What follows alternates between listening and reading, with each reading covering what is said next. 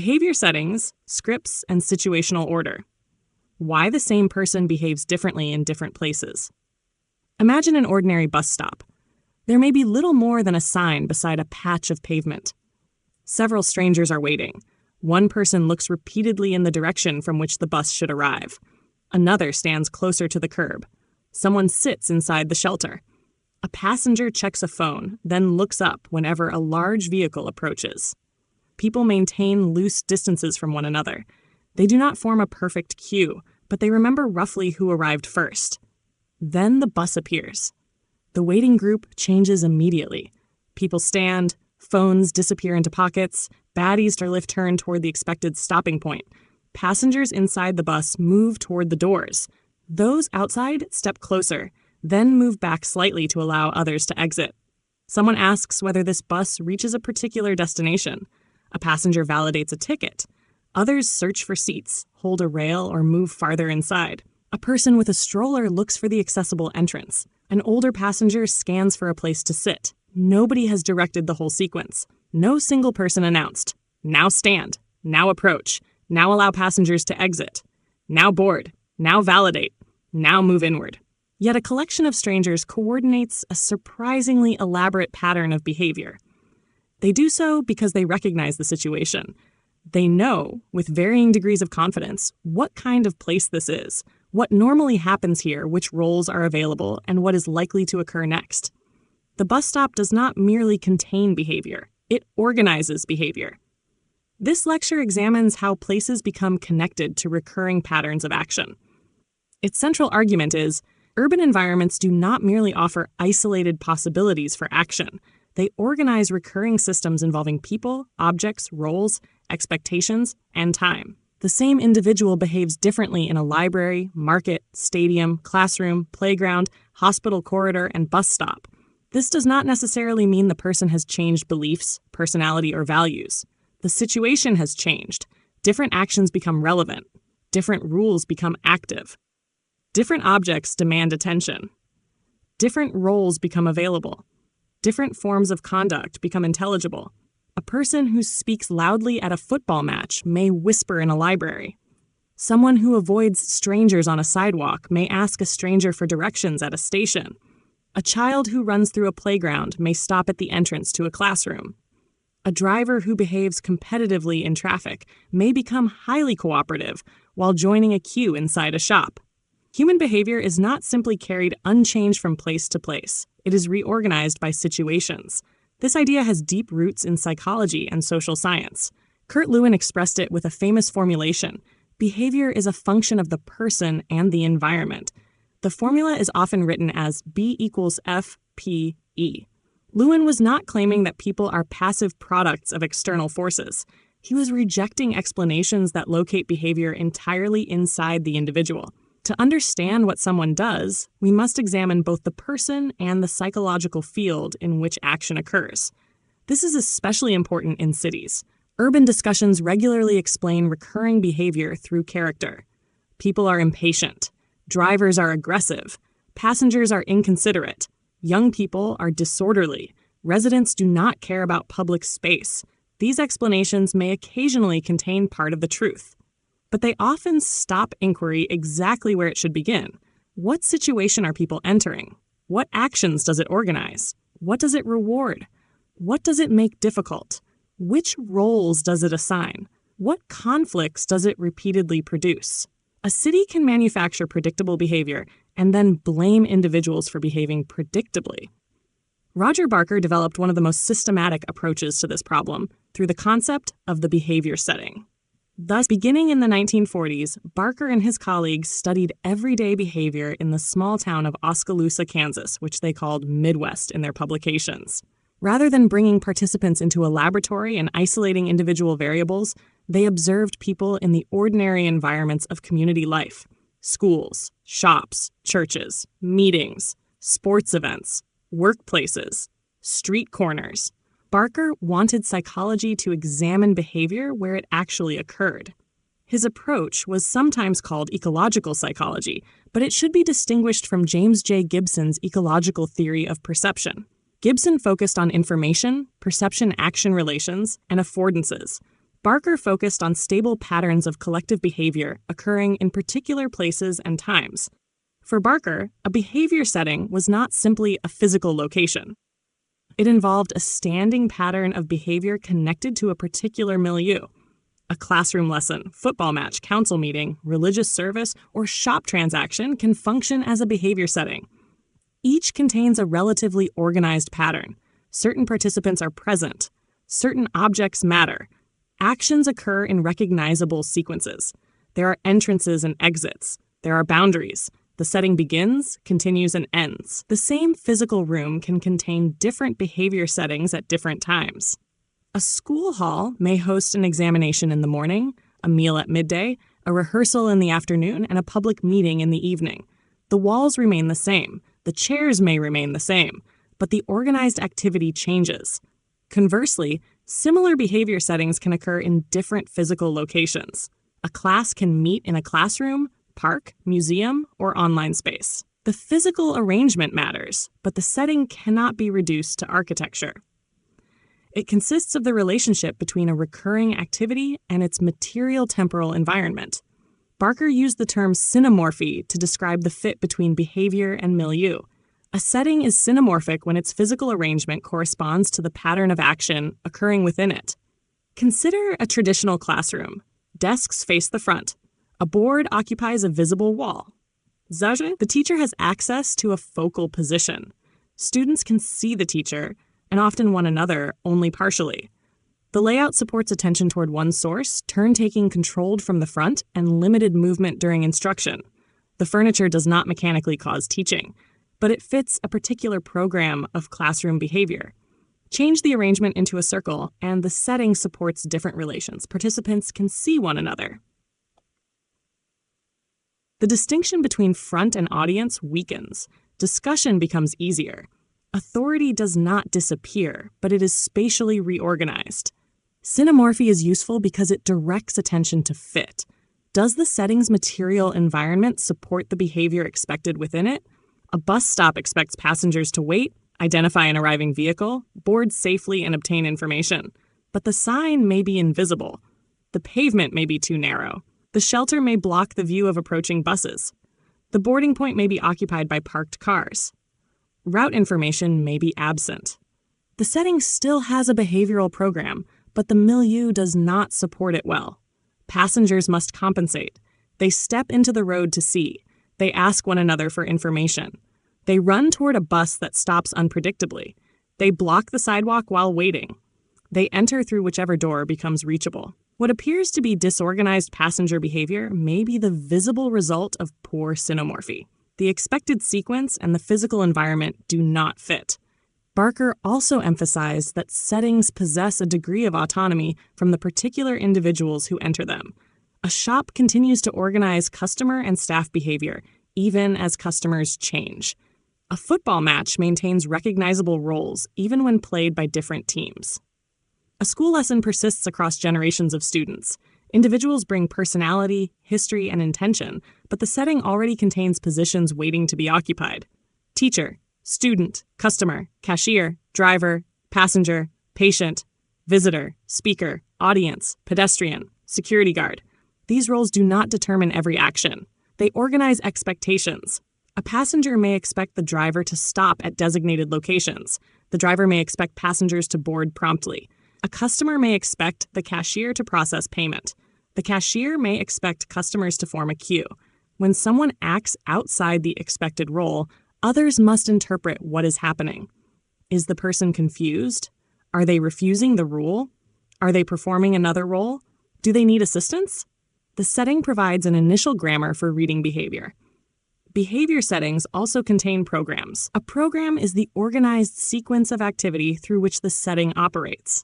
At a cafe, a customer enters, finds a table, examines a menu, orders, consumes, pays, and leaves. At a pedestrian crossing, people approach, inspect traffic or signals, wait, cross, and continue.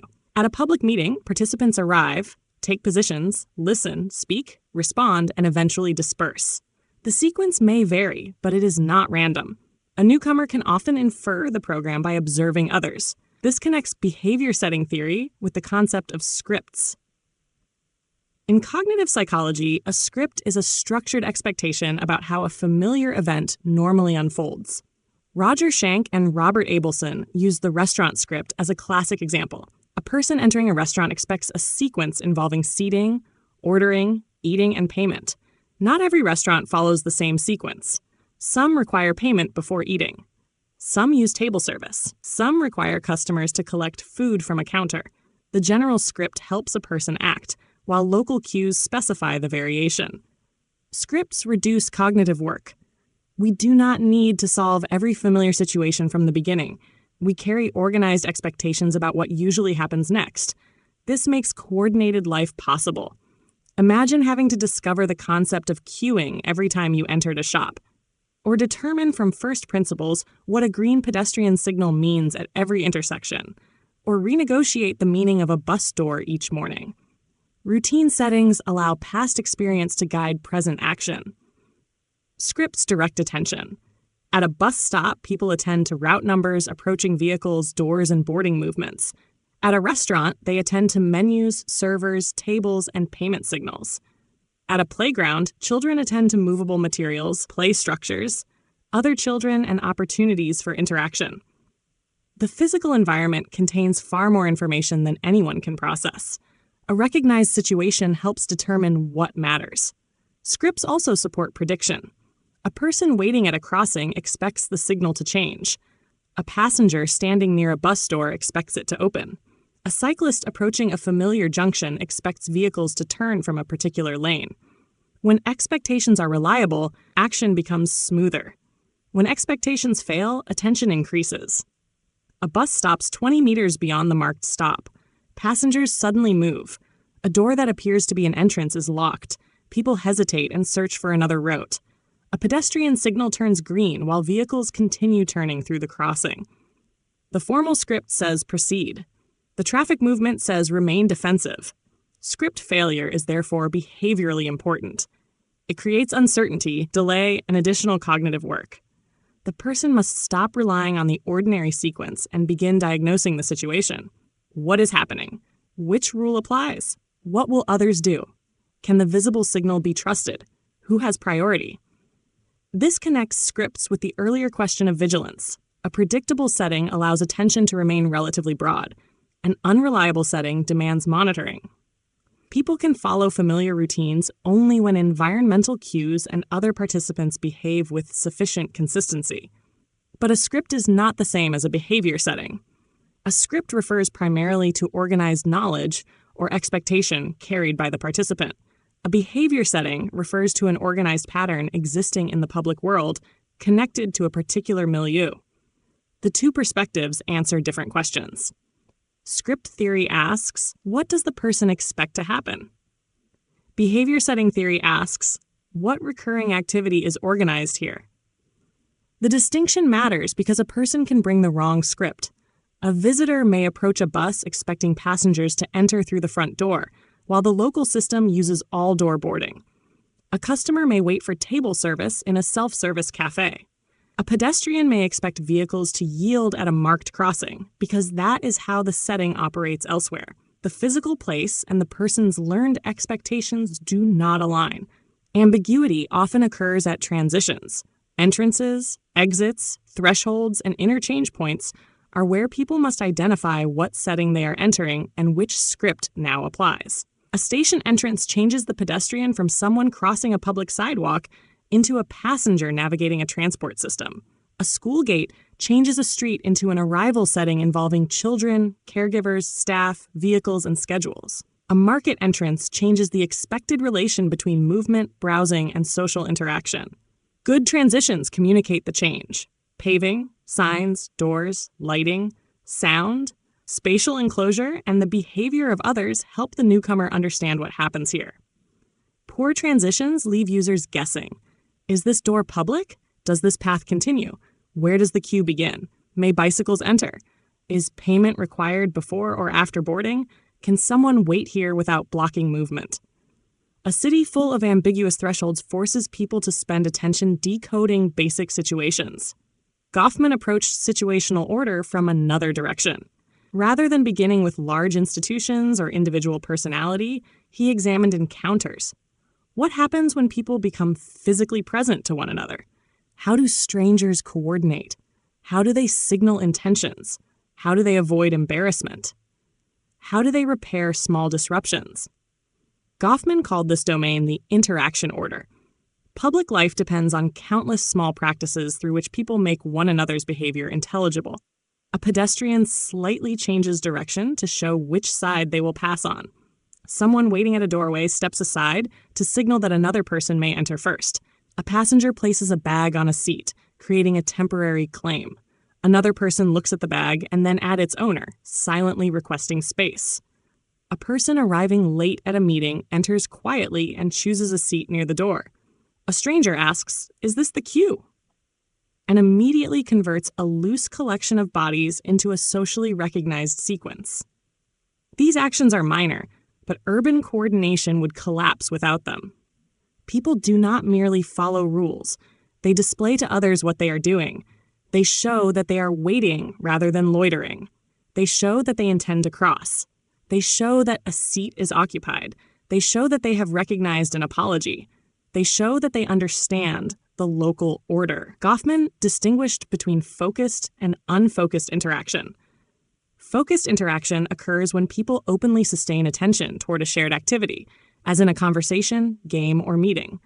Unfocused interaction occurs through the mutual awareness of people who share a situation without forming a single encounter.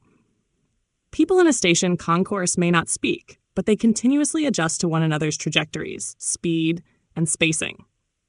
This is not the absence of social organization. It is coordination without a common conversation. Urban designers often treat these adjustments as residual behavior occurring after the important planning decisions have been made. But the capacity to see, anticipate, and accommodate others is central to how public space functions. A narrow passage can force unfocused coordination into repeated focused negotiation. People must stop, gesture, and decide who passes first. A poorly positioned ticket machine can produce a cluster that interrupts circulation. A cafe terrace can narrow the sidewalk until every pedestrian encounters opposing movement as a personal conflict. Physical design determines how much social repair is required. Goffman's idea of civil inattention is another example. In many public settings, people briefly acknowledge one another and then withdraw direct attention. This communicates, "I recognize your presence, but I am not claiming involvement with you." Civil inattention allows strangers to share space without either complete disregard or intrusive scrutiny. It is one of the quiet achievements of urban life.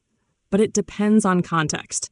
Looking briefly at another passenger may be ordinary. Staring may become a violation. Ignoring someone who asks for help may also violate the situation. The appropriate amount of attention changes with the setting. The same gaze can communicate recognition, threat, curiosity, invitation, supervision, or suspicion depending on who looks, for how long, and under what circumstances. Situational rules are rarely written in full. People learn them through participation. Harold Garfinkel's Ethnomethodology examined the practical methods through which people produce a shared sense of social reality. His breaching experiments deliberately disrupted ordinary expectations. Students might behave toward family members as though they were formal lodgers, asking permission to use shared objects or speaking with exaggerated politeness. The resulting confusion revealed how much ordinary life depends on assumptions that remain invisible until violated. A useful urban version does not require staging and experiment. Natural breaches happen constantly. Someone stands facing the wrong direction in a lift. A passenger enters before others can exit. A person stops suddenly in the middle of a moving crowd. A cyclist uses a route whose status is ambiguous. A customer crosses an invisible queue. A driver occupies a space normally used for walking. These actions expose the local order because others react. They look, pause, complain, reroute, imitate, intervene. The reaction identifies a violated expectation. This suggests a research method. If we want to understand the rules of a setting, we should observe not only routine behavior, but moments when routine breaks. What causes hesitation? What attracts attention? Which actions provoke correction? Who performs the correction? How is order restored? A setting often reveals its structure most clearly when something goes wrong, but we should be careful not to assume that the prevailing order is fair simply because it is stable. Situations distribute legitimate and illegitimate roles. They make some people appear naturally present and others out of place. A playground may formally welcome children, but provide no place for caregivers to sit. A public building may welcome citizens while its entrance physically excludes wheelchair users. A square may be legally public, yet be managed in ways that make teenagers, street vendors, or people without purchasing power seem suspicious. A cafe allows lingering if someone buys something. A station allows waiting if the person appears to be traveling. The same motionless body may be interpreted as resting, waiting, obstructing, or loitering, depending on the person and setting. Behavior settings therefore contain power. They do not only coordinate activity, they classify participants. They define legitimate purposes. They determine who may remain, who must move, and who can challenge another person's presence. Someone who understands the script can move through the setting without explanation. Someone who does not fit must repeatedly account for themselves. Accessibility should therefore include situational legibility. A person may be physically capable of entering a building, but unable to determine where to go, how to request service, or whether assistance is available. A child may be able to reach a public facility, but face a setting whose procedures assume an accompanying adult. A visitor may understand the language, but not the informal cue. A neurodivergent person may find a crowded, noisy, and weakly structured setting especially demanding. The problem is not simply whether entry is possible. It is whether the setting communicates a usable sequence. This is where wayfinding, service design, and architecture meet behavior. A well-organized setting answers practical questions before they become personal problems. Where do I enter? Where do I wait? What happens next? How will I know when it is my turn? Where can I ask for help? What can I do if the normal sequence fails? These are behavioral questions disguised as signage questions. Settings can also be undermanned or overmanned. Barker used these terms to describe the relationship between the number of participants and the roles required to sustain a setting. An undermanned setting has fewer people than needed to fill its available roles. Participants may need to take on several responsibilities. This can increase involvement and flexibility, but it can also create strain. In a small community event, one person may welcome guests, arrange chairs, manage equipment, and introduce speakers. An overmanned setting has more participants than meaningful roles. Some people become peripheral, passive, or excluded. These ideas are useful in public space analysis. A playground may be physically crowded but socially undermanned if no adults, staff, or older children help maintain a workable order. A public consultation may be overmanned if many participants attend but only a few are allowed to speak. A square may attract many people while offering too few places or activities through which they can participate. Counting bodies does not tell us whether a setting functions. We must examine the roles available and how participation is distributed. Settings are also connected in sequences. An urban journey rarely occurs within a single setting. A person leaves a home, enters a street, reaches a bus stop, boards a vehicle, enters a station, crosses a square, and arrives at a workplace. Each transition changes roles, expectations, and relevant actions. Failure in one setting can propagate through the chain. A delayed bus changes behavior at the station. The passenger begins to hurry. Hurrying changes crossing decisions. Late arrival changes conduct at work or school. A badly organized pickup area affects not only the school gate, but surrounding streets, family routines, and morning traffic. The city is not simply a collection of settings. It is a network of connected behavioral sequences. This is why small design changes can produce effects beyond their immediate location. Moving a bus stop changes walking routes. Changing one entrance reorganizes queues. Adding a barrier changes where people wait. Introducing a protected cycle track changes how riders approach a junction and where pedestrians cross it. Moving waste containers changes the route through a courtyard. Adding movable chairs changes how people form groups. A physical intervention does not merely alter an object. It can reorganize the program of the setting. This reorganization may be intended or accidental. Consider a school entrance. The official program is simple. Children arrive. Adults transfer responsibility to the school. Children enter. Caregivers leave. But the setting may also contain cars arriving simultaneously, informal parking, vendors, children greeting friends, adults exchanging information, staff supervising entry, and through pedestrians trying to pass. Several scripts overlap. Drop off quickly. Find a safe place to stop. Protect the child. Avoid blocking traffic. Speak to another parent. Reach work on time. Keep the gate secure. Maintain pedestrian movement. Conflict does not necessarily result from selfish individuals. The setting combines incompatible programs within insufficient space and time. Painting another instruction on the pavement may not solve that conflict. The sequence itself may need redesign. Arrival times can be staggered. Vehicle access can be restricted. Waiting areas can be created. Crossing routes can be shortened. Bicycle parking can be placed where children can reach it directly. The gate can be positioned so that waiting does not block passage. The question is not merely where objects should go. It is how the whole behavioral sequence should unfold. Situated cognition strengthens this argument. Researchers such as John Lev showed that thinking is not always the application of abstract knowledge detached from context. People solve problems using the materials, routines, and social relations available within the situation. Lucy Suchman similarly challenged the idea that action is simply the execution of a detailed internal plan. Plans matter, but action remains responsive to unfolding circumstances. People improvise. They use local cues. They adjust when events depart from expectation. This is visible in nearly every urban journey. A pedestrian has a destination, but changes route around construction. A cyclist plans to use a lane, but moves because it is blocked. A passenger intends to board one bus, but receives new information from another passenger. A caregiver modifies the entire journey because a child stops, becomes tired, or notices something interesting. The route plan does not contain the full action. Behavior emerges through engagement with the situation. This does not mean planning is useless. It means urban design should support adjustment. A resilient setting provides alternatives. A person who misses an entrance can recover. A passenger who needs help can find it. A stroller user encountering a broken lift has another route. A pedestrian can understand a diversion before reaching a dead end. A setting becomes fragile when it works only for people who already know the script and perform it perfectly. How should behavior settings and situational order be studied? The first method is naturalistic observation. Researchers should observe complete episodes rather than isolated counts. At a bus stop, do not record only the number of passengers.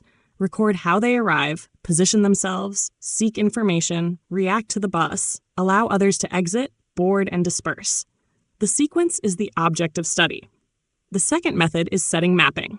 Document the physical and temporal boundaries of the activity. Where does the setting begin? Where does it end? When does it operate? Which objects are essential? Where do participants stand or move? Which roles are available? The third method is behavioral sequence mapping. Represent recurring actions in order. Approach, identify, wait, move, board, validate, sit or stand, exit. Then identify points where the sequence breaks. Search, hesitate, ask, retreat, run, conflict. These disruptions often reveal design failures. The fourth method is role analysis. Who is expected to do what? Who provides information? Who controls access? Who monitors the setting? Who assists when the ordinary program fails? Which users must take on extra work? The fifth method is transition analysis. Study entrances, exits, and boundaries between settings. These are frequent locations of confusion, crowding, and exclusion. The sixth method is observation of repairs. When the setting becomes disordered, how do participants restore coordination? Do they form a queue? Call an employee? Copy another person? Move an object? Create an informal path? Ignore the formal rule? The repair shows both the failure and the practical intelligence of users. The seventh method is participant interviewing. Ask what people expected to happen, which cues they used, and where they became uncertain. Two people may perform the same action while using different scripts. The eighth method is before and after research. Change one component and observe whether the whole sequence changes. Do passengers board more efficiently after route information is improved? Does a wider waiting area reduce sidewalk blockage? Does a school street change not only vehicle numbers, but where adults wait and how children enter? The ninth method is comparative setting analysis. Compare similar activities in different environments. Why does queuing emerge reliably at one stop but not another? Why does one plaza support lingering while another supports only passage? Why do passengers allow others to exit at one station but crowd the door at another? The purpose is not to declare one population more civilized. It is to identify how design, timing, staffing, rules, and expectations interact. Several analytical mistakes should be avoided. The first is treating a behavior setting as another name for a place. A square is not automatically one behavior setting. It may host markets, protests, ceremonies, tourism, transit, and everyday gathering at different times. The second mistake is reducing behavior to architecture. Material form supports and constrains activity, but roles, rules, schedules, and institutions also organize the setting. The third mistake is reducing the setting to individual scripts. What people expect matters, but public organization also exists outside any one person's knowledge. The fourth mistake is assuming that recurring behavior is efficient or desirable. A stable pattern can reproduce exclusion, delay, and conflict. The fifth mistake is blaming people for compensatory actions. Improvised behavior may be the repair mechanism that keeps a badly designed setting functioning. The sixth mistake is studying only steady periods. Transitions and breakdowns often provide the strongest evidence. The seventh mistake is treating disorder as a cultural trait before examining the setting. A system with no clear boarding point, no information, and competing movement paths should not be shocked when passengers improvise. The eighth mistake is assuming that written rules define the real program. People learn the operational sequence from what actually happens. The ninth mistake is designing for experienced insiders. A good setting should remain legible to newcomers and usable by people who cannot perform the standard script quickly. The 10th mistake is changing one object without examining the sequence around it. A bench, barrier, sign, or ticket machine can reorganize several actions at once. We can now return to the bus stop. At first, it appeared to be a sign beside a pavement. It is more than that. It is a temporally organized setting. It contains passenger and driver roles. It contains expectations about stopping, waiting, boarding, and exiting. It depends on buses arriving with enough predictability. It depends on visible information. It depends on physical space for waiting and movement. It depends on passengers being able to recognize the program. It contains scripts learned through previous journeys. It relies on an interaction order through which strangers negotiate position and priority. When the setting works, much of this organization becomes invisible. People simply board the bus. When it fails, the hidden structure appears. Passengers step into traffic to see. They run after vehicles. They block one another. They ask for missing information. They argue about queues. People with strollers or mobility devices cannot reach the door. The city may describe these outcomes as passenger behavior, but behavior is only one part of the episode. The setting has failed to organize the sequence reliably. The deepest lesson is not that situations control people. People interpret, resist, improvise, and transform situations. A group can appropriate a parking space for play. Street vendors can turn a passage into a market. Children can make a staircase into seating. Residents can transform a courtyard meeting into a political forum. A setting is organized, but never completely closed. Human action can reproduce its program or change it. The final questions are therefore not only, what activities occur here? We must also ask, what setting do participants believe they are entering? What sequence do they expect? Which roles are available? What objects and spatial arrangements support those roles? Where does the sequence become ambiguous? Which scripts compete? Who understands the setting without explanation? Who must watch others before acting? Who appears out of place? Who performs the extra work required to keep the setting functioning? What happens when the normal program fails? How do people repair the situation? Does the physical environment support the expected activity? And if we change one element, what else in the sequence will change? A city is not simply made of buildings, streets, and people. It is made of situations. People enter them, recognize them, and take up roles. They wait, board, buy, cross, teach, play, watch, speak, and leave. Objects support these actions. Schedules synchronize them. Rules organize them. Other people make them intelligible. The same person becomes a pedestrian, passenger, customer, neighbor, caregiver, audience member, or participant as the setting changes around them. To understand urban behavior, we must therefore stop asking only what kind of person someone is. We must also ask, what kind of situation has the city placed them in? Selected original works cited Barker, Roger G., Ecological Psychology, Concepts and Methods for Studying the Environment of Human Behavior, Stanford University Press, 1968. Barker, Roger G., and Herbert F. Wright, Midwest and Its Children, The Psychological Ecology of an American Town, Rowe, Peterson, 1955. Barker, Roger G., and Paul V. Gump, Big School, Small School, High School Size and Student Behavior, Stanford University Press, 1964. Garfinkel, Harold, Studies in Ethnomethodology, Prentice-Hall, 1967. Goffman, Erving, Behavior in Public Places, Notes on the Social Organization of Gatherings, Free Press, 1963. Goffman, Erving, Relations in Public, Microstudies of the Public Order, Basic Books, 1971. Heft, Harry, Ecological Psychology in Context, James Gibson, Roger Barker, and the Legacy of William James's Radical Empiricism, Lawrence Erlbaum Associates, 2001. Lave, Jean, Cognition in Practice, Mind, Mathematics, and Culture in Everyday Life, Cambridge University Press, 1988. Lewin, Kurt, Principles of Topological Psychology, McGraw-Hill, 1936.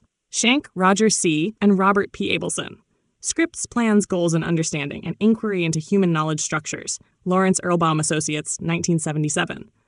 Suchman, Lucy A., Plans and Situated Actions, The Problem of Human-Machine Communication, Cambridge University Press, 1987. Wicker, Alan W., An Introduction to Ecological Psychology, Brooks Cole, 1979.